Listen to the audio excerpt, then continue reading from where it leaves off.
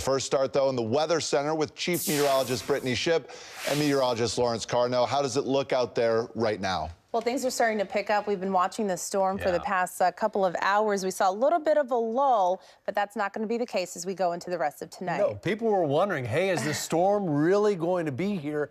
But it is on the way and looking impressive now on radar. That's right. Let's get you straight to the radar. We'll show you where the rain is right now. And not to worry, we are tracking 12 hours of heavy rain. It's not going to start until after 2 a.m. That's when you'll start to see the heaviest raindrops coming down. So we have a lot of moisture that will continue pouring in from the coast, moving inland as we push into the rest of this evening. So here's what it looks like. This is where the moderate downpours are, and you can see mainly in parts of our East Bay zone near Pleasanton, South Bay zone just outside of San Jose. That's where we see the yellows. When you see the yellow, that's more of a heavier rainfall coming down.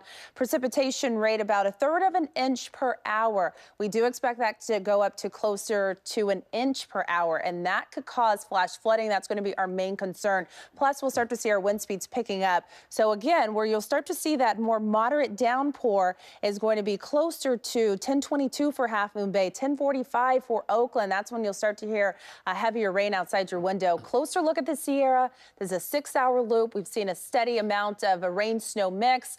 A little bit more snowfall is starting to develop here in our higher elevations. We have another set of problems to tell you about with the Sierra. We'll go over that in just a bit, but right now we want to toss it over to meteorologist Lawrence Carno with more on what we can expect for the rest of tonight. Because we're going to see so much rain in a short amount of time, we have an increased risk for flash flooding, especially if you live closer to rivers and streams, which will rise quickly with 3 to 5 inches of rain expected to come down over the course of the weekend. So that's our first concern. Here's a closer look at some of our flash flood facts. It only takes 6 inches of water to cause you to lose control of your car. It only takes 12 inches to send a car floating. It takes as little as 2 feet to completely float a car away. So again, do not cross any flooded roadways as we get into the weekend. Make sure you turn around and find another way. Here are your quick storm facts. This weekend, flooding expected, heavy rain, damaging winds. We have a wind advisory in effect as well throughout most of tomorrow. Wind gusts closer to 45 miles per hour. Satellite radar shot showing us right now just clouds, but you can already see that we're starting to see rainfall developing here just off the coast. So it's going to take a few more hours before this pushes on shore, but right around 11:45, we have widespread light rainfall, and once this starts, it will continue through the entire weekend. Coming up, we'll take a closer look at when your neighborhood can expect the heaviest amounts of rainfall.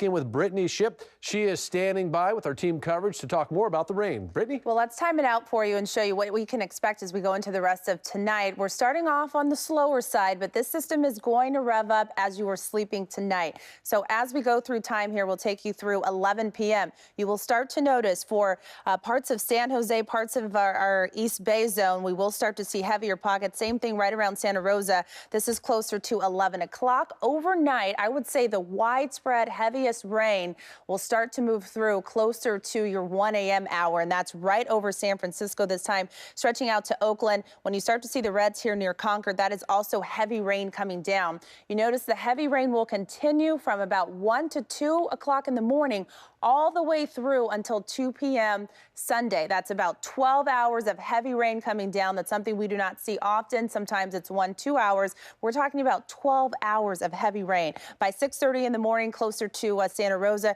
you can see that strong cell roll through San Francisco into the South Bay zone, East Bay zone between the hours of 8 and 9 o'clock in the morning. So if you have plans right around that time, try to reschedule, or you want to be really careful driving around if you have to be on the roadways. By 11:45, some of the heaviest rain will still be in our North Bay zone. By 3 o'clock, things will start to taper down in our North Bay zone, and most of the moisture will then be in our East Bay zone, South Bay zone. As we go into Sunday evening, looks like lighter rain showers are expected to continue, but because we are going to see 12 hours of heavy rainfall, flash flood watch is in effect for most of the region, especially if you live near streams and rivers.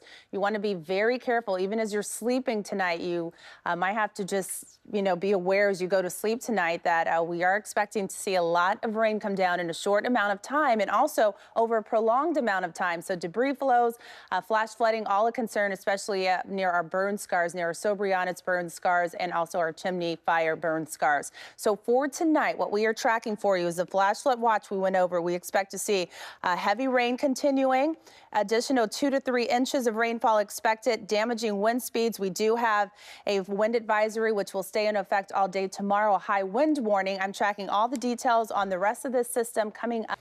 With this weather system, there are big concerns in Yosemite Valley this weekend. This is what that area looked like earlier today.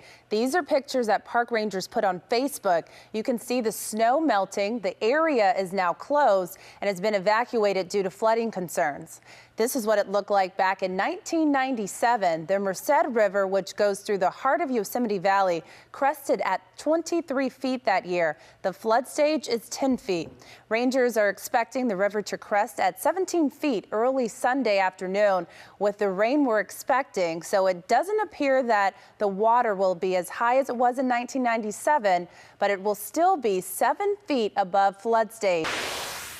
Police in Berkeley investigating the city's first homicide of the year, and as KRON 4's Philippe Jagal reports, investigators discovered the body after responding to a stabbing victim a few miles away. I really don't know what happened. A day after Berkeley police discovered a body on this property, Police are on a hunt for a machete-wielding attacker who slashed a man at a busy San Francisco BART station. It happened here at the Civic Center station around 8 last night. Police say the attacker, believed to be in his 40s, ran away. An ambulance was called for the victim, who currently is in the hospital. There's no immediate word on the condition of the victim or the motive for the attack. A Benicia police officer barely escaped injury after a suspected drunk driver crashed her SUV into his parked patrol car. This is video of the scene caught by a police body camera. It happened Thursday afternoon on Military West when the officer stopped to help a family whose van had broken down. Just seconds after exiting his vehicle, an SUV crashed into the back of the patrol car. The SUV veered toward the officer and the family, but came to a stop before striking anyone. After various sobriety tests, officers determined the driver of the SUV was under the influence of alcohol. The suspect was booked on suspicion of DUI and is currently in the Solano County Jail. Still ahead, the Sierra getting a fresh round of snow this weekend. We'll get to check on the latest conditions there.